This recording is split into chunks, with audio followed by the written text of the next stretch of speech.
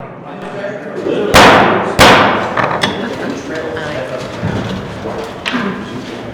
going to begin our meeting with the roll call, the Pledge of Allegiance, rather. Pledge allegiance to the flag of the United States of America and to the republic for which it stands, one nation, under God, indivisible, with liberty and justice for all. Carrie, you want to take a roll call for us, please? Lyon. Here. Schaefer. Here. Dillon. Here. Massey. Here. Ruffing. Here. Marhaber. Here. Carter. Here. Carpenetti. Here. Got a full house. Do we have any comments from the floor about this agenda? Okay. Moving on. The next one in line is the approval of the minutes from December 2024. Do I have a motion? I'll make a motion. Second? All in favor? Aye. The next one is approval of the bills for December 2024. Motion? Second. Okay. Do we have a motion? Motion. Okay. You were so quiet. Yeah, so I'd like. And on these two, if there's any discussion, just stop me on the approval of the last minutes. All in favor? Aye. Okay, and the next one is the approval of the monthly reports for the city clerk, city treasurer, court clerk for December. Do I have a motion? Second. Okay. Any discussion? All in favor? Aye. Okay. The next 8 resolutions are all basic housekeeping, and we're going to kind of go through them a little bit. We'll wait until the end and then basically do a vote on all of them. But stop if you have any questions in between. So the first resolution is Common Council President. Who have we recommended? I nominate Mark Ruffin. Second. Second. Any discussion? No? Okay. All in favor? Aye. So, and then the next one is resolution number 2, official bank, official newspaper, official news station. Do I have a motion? Motion. A second? Second. Any discussion? Okay. I'm going to continue to move along and we'll do this in a batch. The next one is resolution number 3, payment schedule. Do I have a motion? Motion. A second? Okay. Any discussion? Okay. The next one is resolution number 4, special prosecutor. Do I have a motion?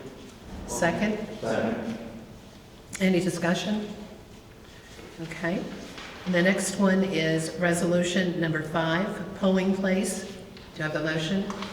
Motion. Second. Okay. Any discussion? Okay. And then the next one, resolution authorizing the mayor and the city clerk. Do I have a motion? Second. Okay. Motion and And the second, did you get the second? Who was the second? Todd. Todd was the second. Thank you. Any discussion? Okay. Number 7, the city attorney. Do I have a motion? Motion. Second. Okay. Any discussion? Okay. The next one is the resolution number 8, the dog control officer. Do I have a motion? Motion. Second. A second? Okay. Any discussion? Okay. So we need a vote on resolution 1 through 8. Lyon. Yes. Schaefer. Yes. Dillon. Yes. Massey. Yes. Ruffing. Yes. Marhaber. Yes. Carter. Yes. Carpenetti. Yes. And the next resolution, resolution number 9, rescind the resolution number 8 from January 4, 2022, reappoint. Do I have a motion?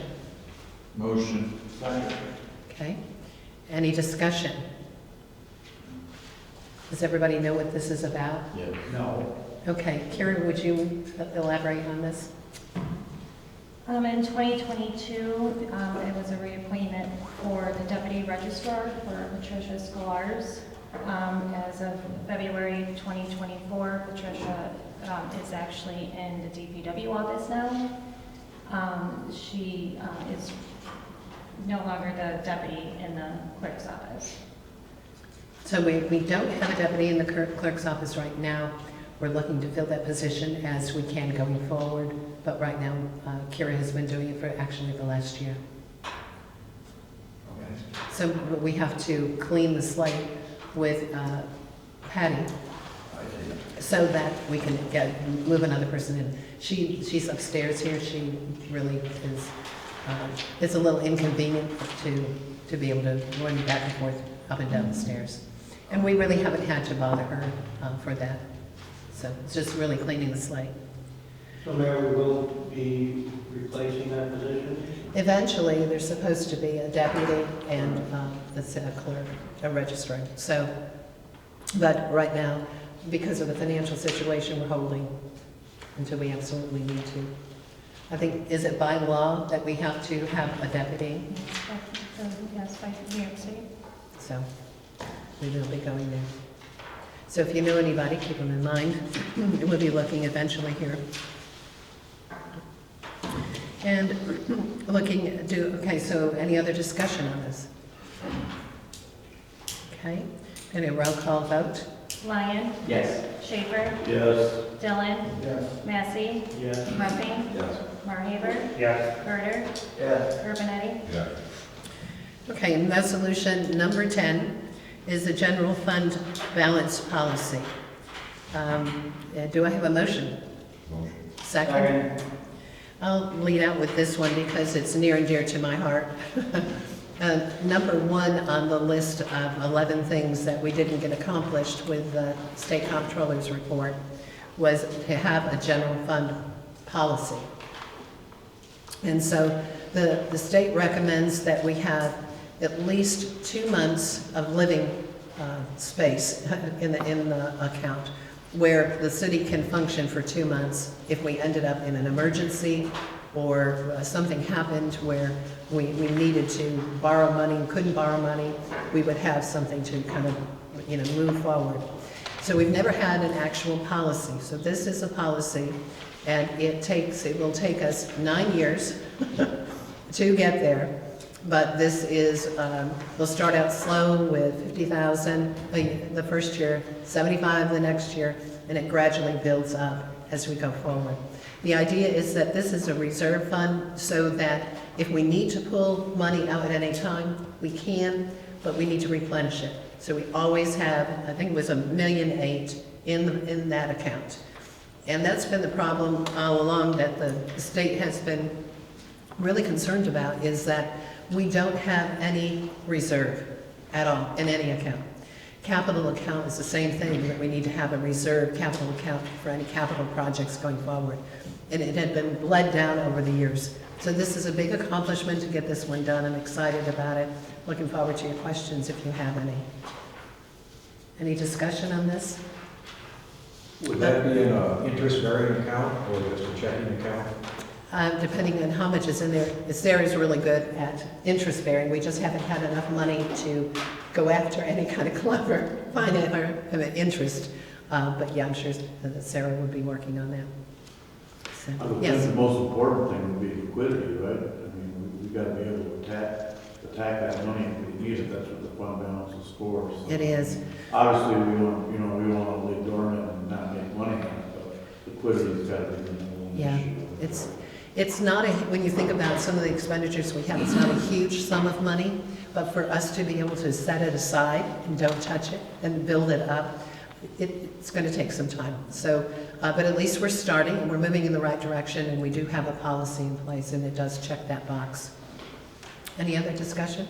Yes. So on section 5, regarding the unassigned fund balance restoration plan, it talks about different strategies we might pursue as a city. And I was just hoping you could elaborate on some of those strategies. Particularly, I just know that, if a lot of other people are reading this, they might see, the first bullet is increasing taxes.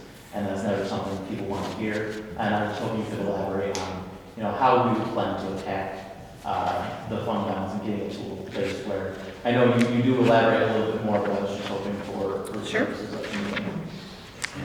But I just know, somebody taking a quick glance might see first bullet is increased taxes, and that can generate a certain result from, those Well, things. the reality is we live off of taxes, okay? We don't, our budget is based on exactly what we need and no more, right?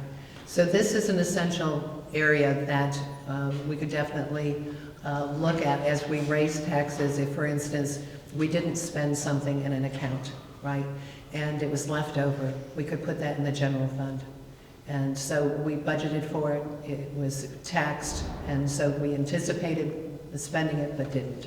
So something like that might be, you wouldn't really go out for taxes just to increase the general fund. That's why I have it in here for 9 years, right? It's a very long time. So that's really more of it. I see that when we do harvest trees, if we got to the point where we could, and it's even in there, I even mentioned it in there, if we could allocate a portion of it to go over into the general fund, that would be another source that we could use.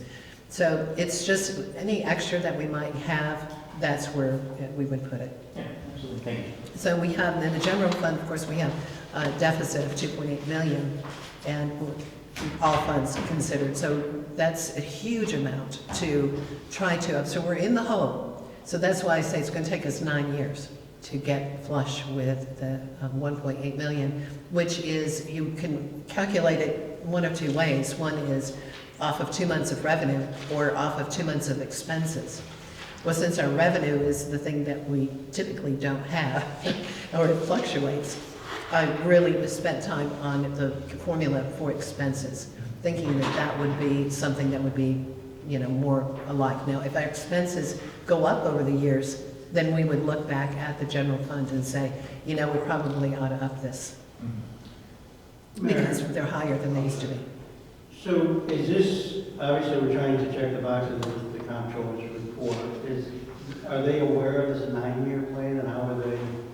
with No, they that? just want us to have a plan. Okay, so don't weigh in on how long. I went by the comptroller's report and the formula that they recommend, the state recommends. So it's in line with what they would recommend. But they just want to see one. People have different policies where they're taking it from one account or another account, something like that. This one follows a format that is a state template, basically. So I think that we're in good shape with that. But no, there's been no requirement that they approve it. They just wanted to see that we thought it through. Okay? Anything else? Okay, roll call. Lyon, Yes. Schaefer, Yes. Dillon, Massey, Yes. Ruffing, Marhaber, Yes. Carter, Yes. Urbanek. Okay, the next one is Resolution 11. We're looking for a vote for a public hearing for declaration of water treatment emergency.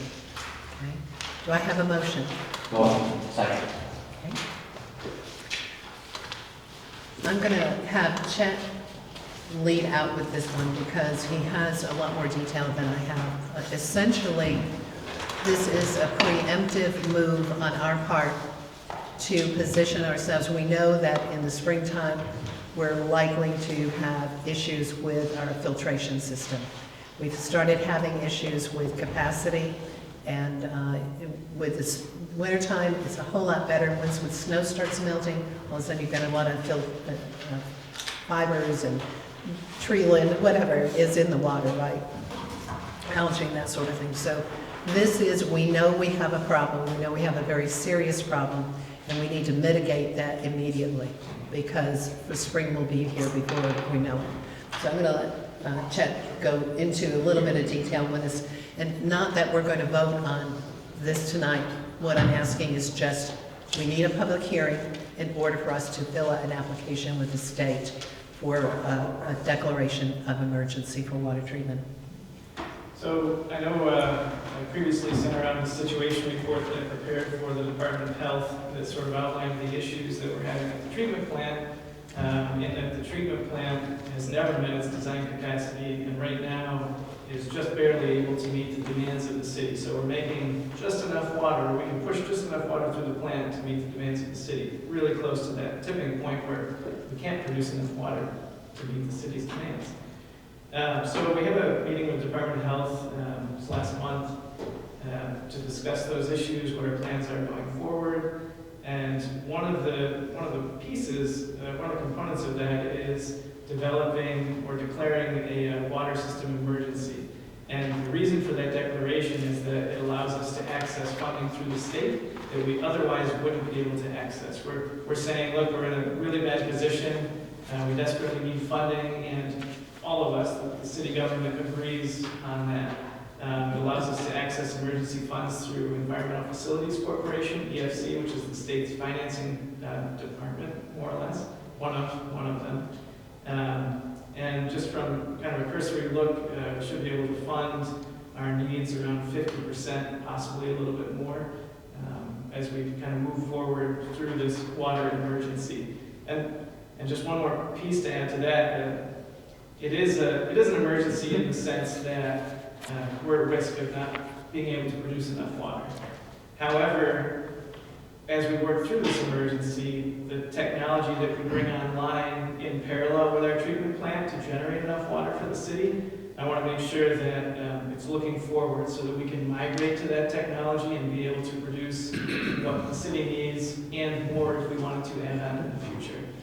So this is sort of it's a step one. It doesn't sound good, but it's not good, but it's a step in the right direction for the city. We have just the slow sand filter, from my understanding, is an older technology, and it has a limited capacity to scale.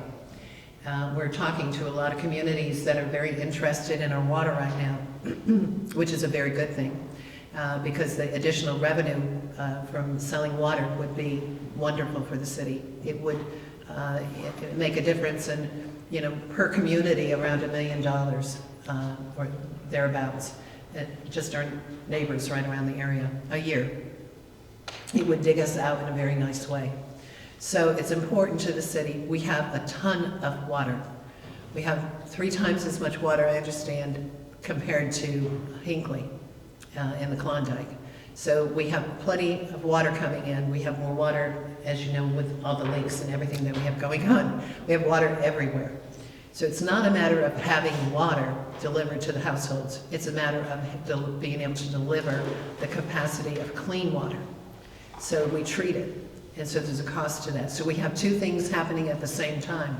We have an enormous amount of leaks, and most of the leaks are service line leaks, not so much the main lines, which with our line, the replacement of the water lines, we'll eventually get to every one of them and change out the pipes, and so that will solve some of the problem. In the meantime, we have about 300,000 a year that we lose because of all the leaks.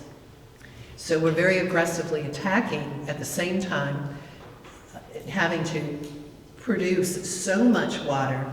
And what is it? A third of it, or 2/3 of the water to get a third out that we can deliver. I mean, it's an incredible amount of water that we have to produce to end up at your house the right amount, because it's leaking everywhere all along the path. So we're working on that. We had leak detection, the inspector come out, and he comes out every once in a while. We had him come out in November. End of November.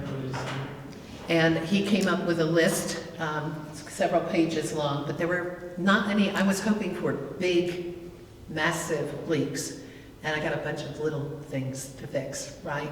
And so the water treatment guys are doing their best. Of course, in the wintertime, you can do so much, right? So it was more than likely a spring project. So we have that reducing, so we're compensating for the fact that we have so much leaking out, Then we have to add to that the fact that we've got the filtration system that is not filtering it like it used to. Back when the thing was new, back when sand was working the way it should have been. And so it's essentially, we've got to run it through more filters and that sort of thing in order to get clean water. So this is why it's an emergency. And, you know, it's one of those things that we can't wait and hope for the best. Because if we do, we won't have time between, you know, a declaration of emergency can take up to a month once you send the paperwork in. So what happens if in March or April we have an issue and we can't keep up with the full capacity? Then what do we do, right? So we don't want to get to the point where we're boiling water and that sort of thing, and so it's important. The time to do it is right now. The time to do it is now, as soon as we can, essentially. Chad, could you tell me what this declaration would mean for the residents of Little Falls? Would there be any action that anyone living in Little Falls would expect as a result of this? The way the declaration is written, it's a draft now, but there's no enforcement or restrictions on water usage at this time in this declaration. So there wouldn't be any impact that residents or commercial users would see. This is on paper. It's something required for financing. We have to provide the state with a strategic plan by March 31st that outlines how we would be achieving some of these things and correcting and building back a system that can really handle it. So we're trying to get to the point where we would never really have an issue with people not being able to deliver the same quantity of water. But there's no guarantees. And But the declaration itself doesn't change anything. It would be something that comes after the fact that might be a boil water or something. yeah, Ilion did boiled water, and different communities did when they've had different problems. But we're hoping to fix it before we get anywhere near that, and that's why we don't even have it in the language in the declaration, because we're thinking we're just on the verge of having issues, and so we're catching them. It's very proactive. We're making sure that they said we qualify for it. And even though I've been talking to all the neighboring communities about how great our water is, yes, we want to do business with you. This is not the right time for me to be coming out with this. It's the right thing for the city. And, you know, we need to protect our water for our citizens at all costs. Chad, I have a question.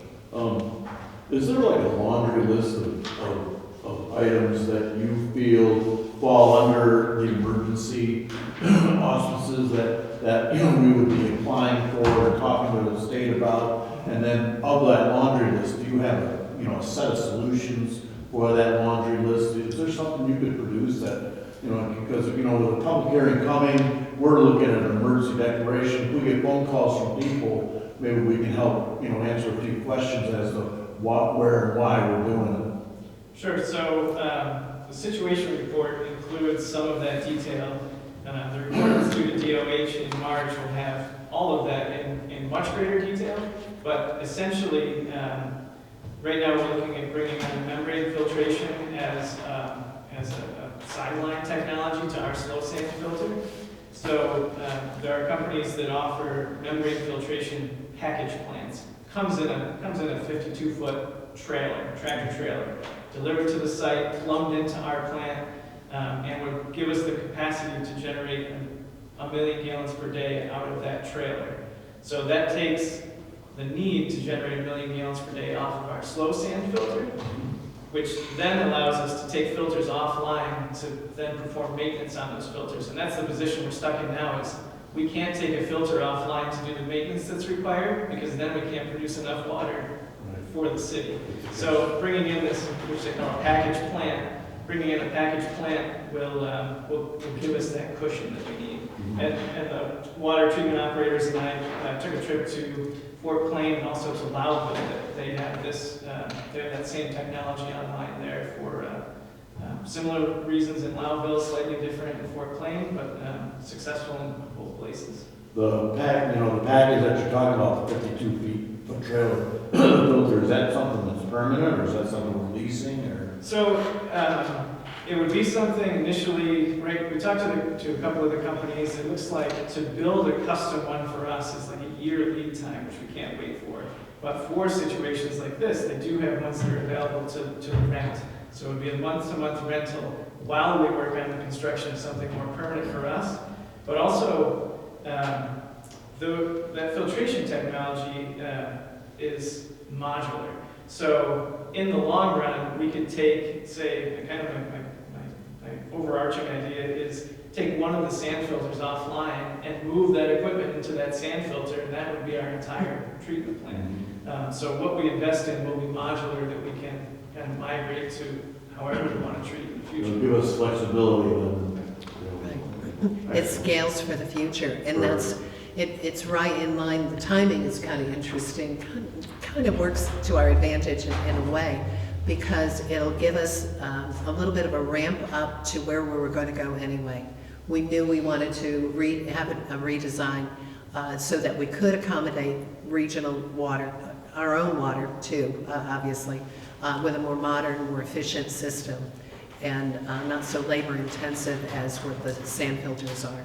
So we were already going there, but this now is forcing our hand that we have an issue that we need to resolve. So the idea of going in that direction with the cylinders or whatever, the tubes, makes a lot of sense, because as we, for instance, if Dalswell wanted to partner with us to have city water, if Herkimer wanted to, we then add capacity by adding more of the modulars.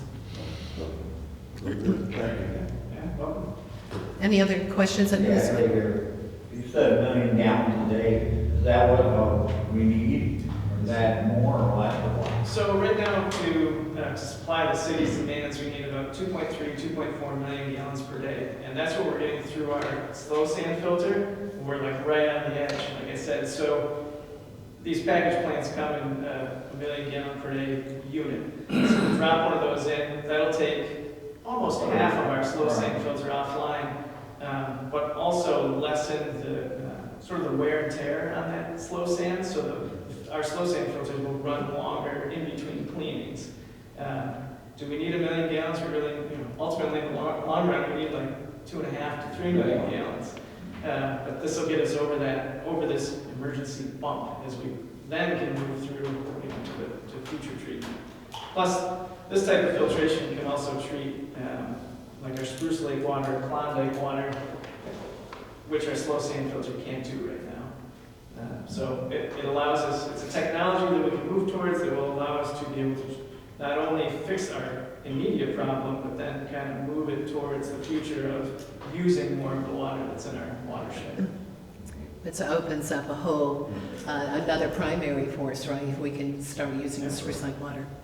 So we would have 2 primaries, so. One more thing, does the paper mills still use a lot of water or not? Actually, no.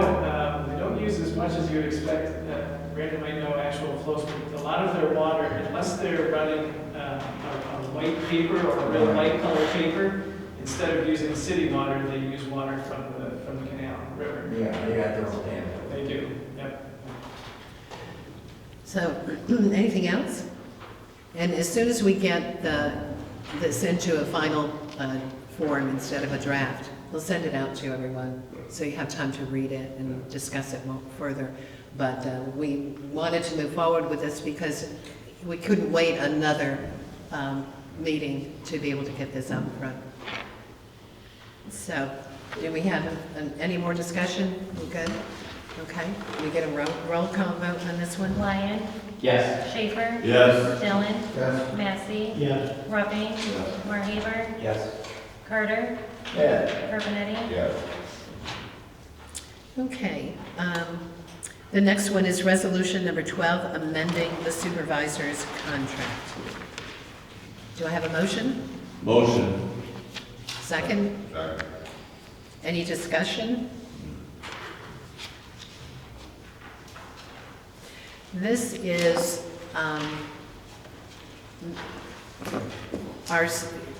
the rates of pay in different sections of classification. The supervisors, one in particular for water treatment, doesn't align with the classifications under as far as pay scale is concerned. So we're looking at bringing that up to a level that is more reasonable and would make it a step up for somebody who would want to go into that position. So we're just really doing some little bit of house cleaning on that particular category because it hasn't been looked at in years and years to make it more appropriate for today. Anything else? Any questions? Roll call on this one. Lyon. Yes. Schaefer. Yes. Dillon. Yes. Massey. Yes. Ruffing. Marhaber. Yes. Carter. Yes. Urbanek. Okay, do we have any new business? I just want to give a report from the Golf Commission. We finished in the black again this year. We made between $83 and $8,600. So second in a row we're in black. I want to thank the Golf Commission and Nick Reedy, clubhouse manager. Good job, well done. We're moving in the right direction now. Very good. Yeah, very positive. Any old business? Comments from the floor? Okay. City engineers report, do you have anything for us? Yeah, we already have a long meeting, and plus you have access to the live document that have all of the projects. I've added a couple more even in the last few days that DEC is requiring of us on our dams and the watershed. This coming week, I'm working on finishing up the quarterly water loss accounting report that's due to the Department of Health. So I'm focusing on that this week. It looks like we are up to 56% lost water, up from 48% last quarter. However, it's a battle that we win some quarters and we lose some quarters. We generally fluctuate between 55 to 45%. It's an up and down fight. So even though that looks like we're suddenly losing a lot more water, it's just we're losing the battle this quarter. So working on that, the EPA-led service line inventory project, our water treatment guys are going to be going door to door at some point this winter, doing some more inspections as we finish out that inventory. Our wastewater treatment plant disinfection project is moving forward. We're going to have some long lead times on materials. We're looking at finishing up that project at it'll be the last quarter of 2025. We're required by DEC to get that online in May, and just with the long lead of the UV equipment, it's just not going to happen. So working with DEC to get a little bit of forgiveness there since we are moving forward. And then looking ahead to paving projects for the summer, I have 60% drawings, design drawings ready for Summit Ave, Manheim Street, Hancock Street, and Birch Street. Also looking at bringing in additional possible work on King, Glen, and Furnace Street from Woodside to Maine. So that's kind of a look ahead for me. But any other questions on the spreadsheet, just let me know now or later. Anytime you'd like. Okay. Any discussion for Chet? Okay. We can emotion. Okay. All right. And moving on to the next one is mayor's comments. Our cash position today is $1,661,708. Plus we have $1,209,599 in our squirrel away account, as we call it internally. So it's a reserve account, so that we either restricted or reserved funds for upcoming projects. And where we stand at payables, we're currently around $148,000 that will hit 60-day essentials. So we're still doing the 60-day payables. It seems to work out for us. We're balancing right now, waiting for financials from Bonadeo that will give us a year end of 2024. We haven't had the benefit of those to be able to do any cash flow projections. So we're just holding tight with exactly what we've been doing. We have total outstanding invoices of $158,635. We've also been setting aside the $170,000 every month to cover the February retirement bill, and thank goodness we have, because it has worked out where it's going to make it so much easier than what we dealt with last year when we got the phone call of, you know, they needed $3 million quickly, and we did not have it.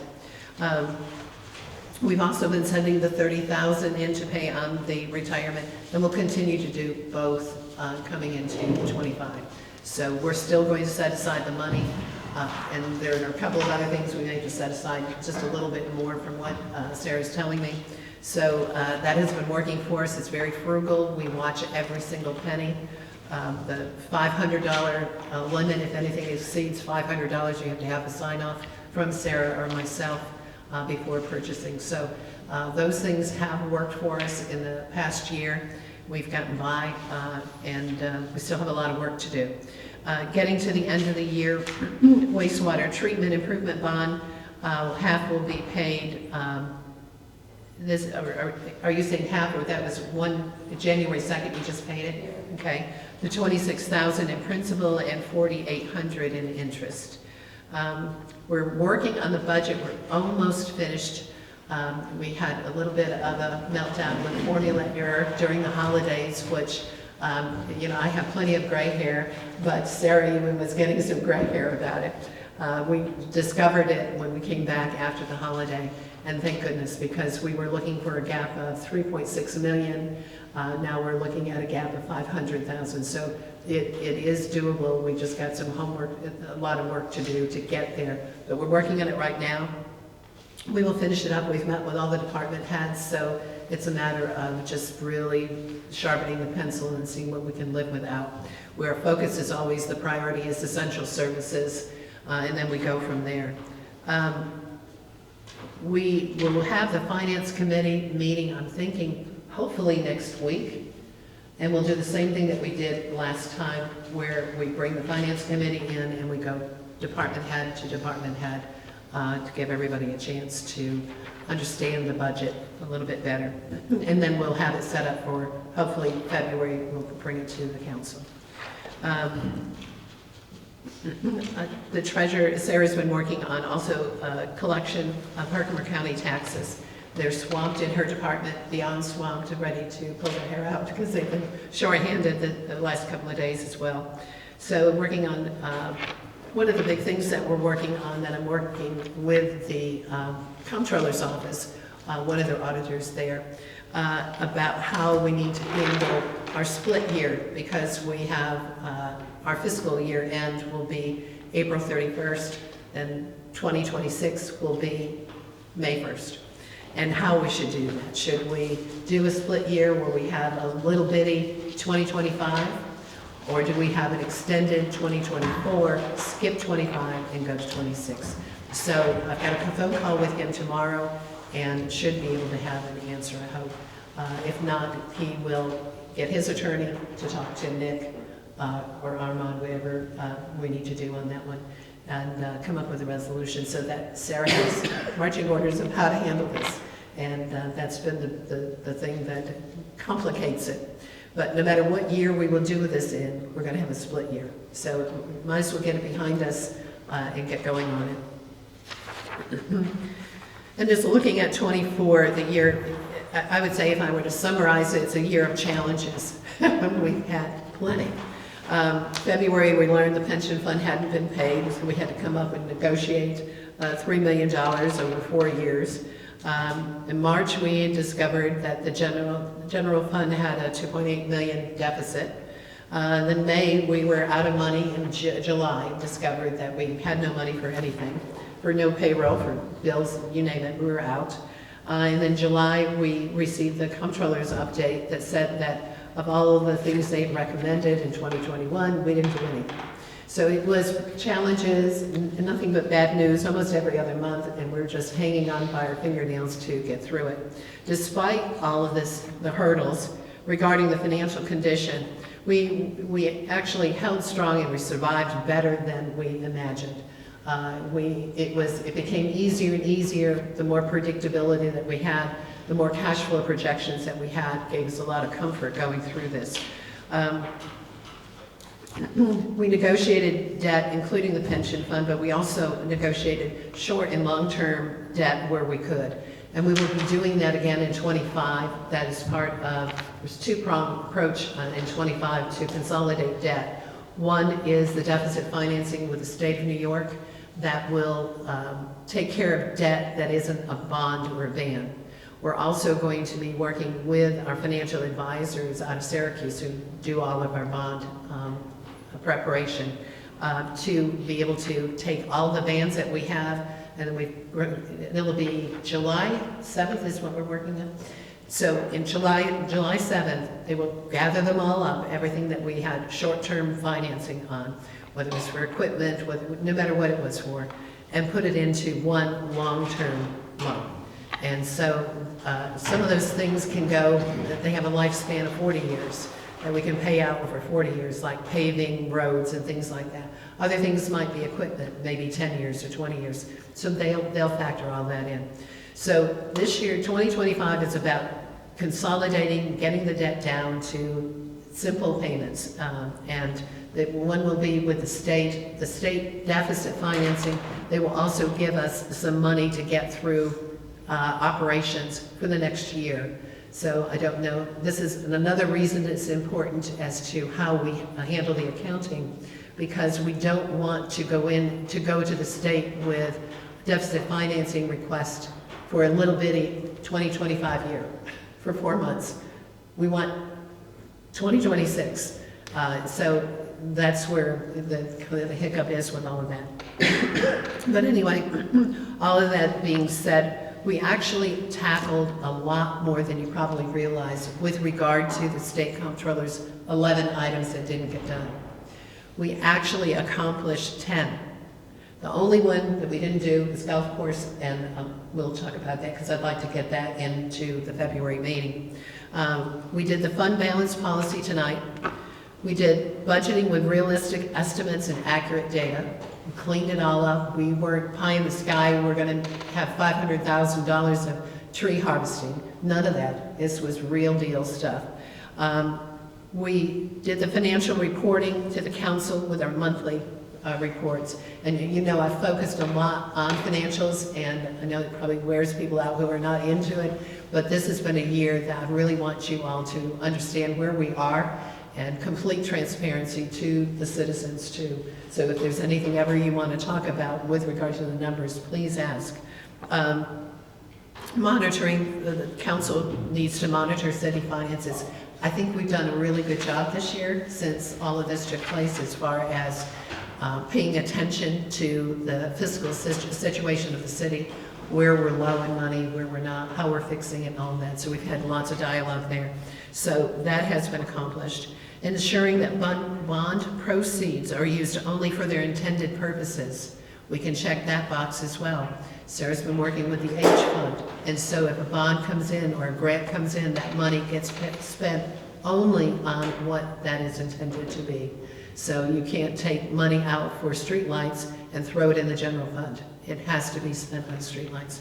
And we had a kind of a sloppy way of doing it before, that it just went into the general fund, basically out of desperation. The other thing is the budget modifications are done throughout the year. We monitor that budget with our cash flow projections constantly. And so that has been something that we've been doing back and forth. And Sarah and I have been really communicating with the department heads and having the $500 limit. Anytime there's anything big coming in, we're able to take a pause for a minute and look at where do we stand with the budget. And she's done an incredible job of managing all of that with everyone. The other thing is a multi-year financial and capital plan. Chad has done the capital plan and done a great job with it. So what we want to do now is once we get our 2024 accounting, the financials finished, then we'll start to merge into a 3-year projection. And the 3-year projection, the financial company that we work with, Monadeo, already is aware of it and they know, but they're trying to finish up 24 so that we can do 24, 25, and 26. And it'll be more meaningful for us.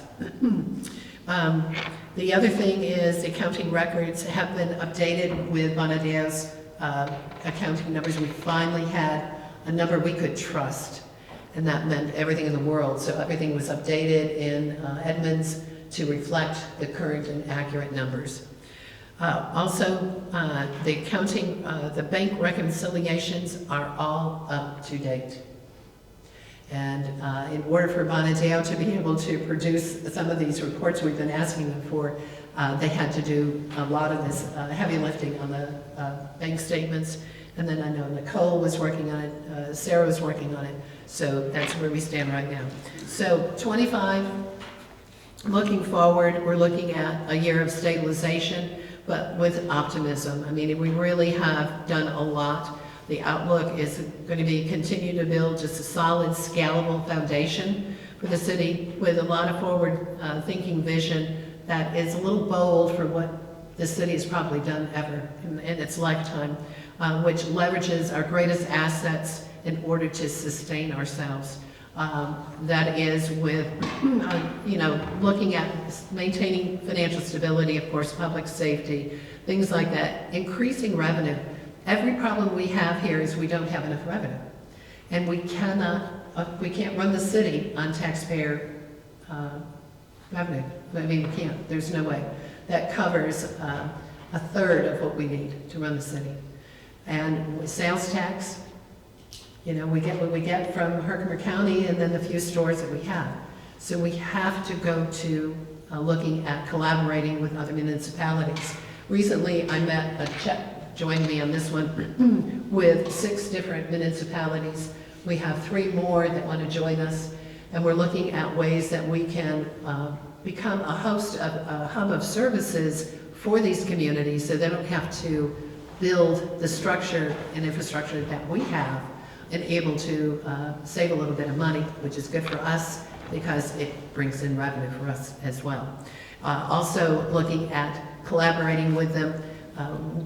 Health insurance is a problem that we all have, and I've got a call into this other county that actually has a consortium of all the municipalities, and they go in together for purchasing health insurance. It saves everybody a lot of money. It's one of the biggest, between health insurance and pensions, we spend a lot of money on individuals. We may hire somebody in for $50,000 a year, and we're paying out essentially about $100,000. It's very, very expensive for the city. And a good portion, if it's not 52%, if I'm saying that correctly, our pension, our insurance is being paid to people who are retired, no longer working here. So it's huge. All of this makes a big difference. So the more we can collaborate as a region, taking the lead as the only city in Herkimer County, really makes a big difference because I'm pushing it hard. Both strategically and tactically to come up with solutions that we all need in this area. We're also going to be looking at bringing in 2 EMS people to support our professional firefighters to be able to bring in additional revenue through hospital transfers, nursing home transfers, things like that, allowing our 2 paramedics that we have right now to focus on immediate needs in the city.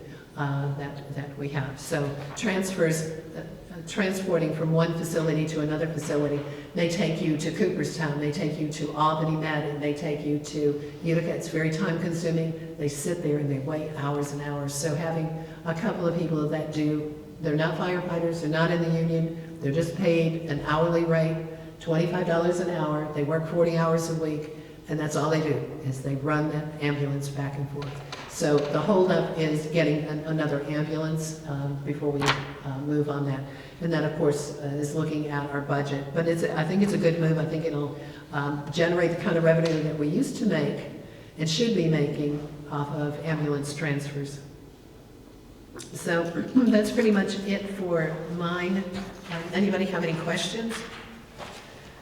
So we still have a lot of work to do. We're not out of the woods by any stretch of the imagination. But we are in control. And this time last year, we didn't even know what we didn't know. And a few months into it, it scared us. What did we do? And by the time we hit June, July, when we got the payment early, the AIM payment that came in early, that got us over the hump. We were then at least in a position where we felt like, okay, we can project the rest of the year, we're gonna be all right. Everything that we started working, all of the process and procedures to survive, basically, we're working. So we're going into 25 feeling a little bit more confident about our ability to get this done, but with an eye on the future, because it's essential. If I don't find revenue, we're never gonna get out of this hole. I've gotta find revenue. So it's a big deal, and our water treatment plant is essential to the future of the city, because it's not only delivering our own water, but the region is depending on us too. A lot of places like Herkimer, for instance, they have 2 wells, and that's where their water comes from. And they've had issues. You've got Dowsville has a reservoir like us, right? But you've got larger areas where, as far as they can handle what they have right now, but if they bring in any development at all, they're going to need more water. Town of Little Falls the same way, and they know that. And so these are all people who are talking very seriously about us handling water for them, just like the, Mohawk Valley Water Authority that handles the upper end by Utica, Rome, Mohawk, I believe. So anyway, there's good opportunity out there, and it's not just water, but there are other things that we're working on. Codes, engineering, innocent, cranking up the incinerator again maybe, for trash, collaborating on how to get rid of sludge from water treatment, wastewater treatment. So a lot of things that brewed up from that meeting, and really curious, odd things you wouldn't have thought about. So anyway, I think it's good, and looking forward to meeting with them again at the end of the month. Anything else? Yeah, I'd like to compliment the DPW on the job they've done through the snowstorm. That's a long storm. It is. It gives nobody any rest. And then they went right out and started moving snow, which looks beautiful. So compliments to them. They did do it. They got very little sleep. It was amazing. Everybody was, out there working, and it came on so quickly. It was incredible. That storm didn't stop. The other thing is, speaking of snow, we are, if people are asking about the skating rink, we are working toward that. We've got a meeting, I think, next week with Rec to vote on whether to hire a couple of people to help out that they normally do. We've been holding off on that, not knowing what kind of a winter we're going to have. And now that we've got plenty of snow to build the surrounding part in cold temperatures, we're in good shape to go forward. So we'll see what it happens next week and see if they can maintain it. But it usually doesn't last very long. As soon as it starts to melt and goes into the ground. So ultimately, we will need a liner or some kind of other solution for the kind of winters that we have now. But for right now, our plan is to try to get it up and running. So we know everybody counts on that. So any input from you on that, Chet? Hopefully we get the weather we need. I think this is our year, though. We're off to a good winter start, I think. Okay, anything else? Did you have something, Dave, that you want to say? No, you're good? Okay. Shall we adjourn? Okay, do I have a motion? A second?